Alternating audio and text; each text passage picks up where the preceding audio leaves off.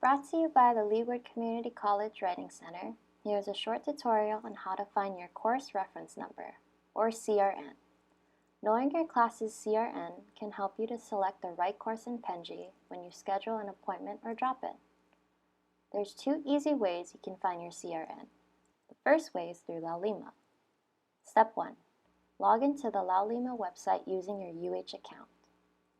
Step 2. Locate the class you would like help with. You may find your current courses in your Favorites bar, located at the top of the Laulima home webpage. Once you've located the course, move to Step 3, which is to identify your CRN. Each course will be labeled with its class name, home campus, CRN, and semester. The CRN is the 5-digit number located after the home campus acronym. The second way to find your CRN is through STAR registration. Step 1. Log into the STAR website using your UH email and passcode. Step 2. Access your current semester. Your current semester will have an Add/Drop Classes option. Select this to view your current classes in detail. Step 3. Find your CRN.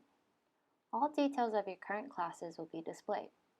Your CRN for each course is the 5-digit number located after the course title. Thank you for watching. Subscribe to our channel for more Leeward Writing Center content.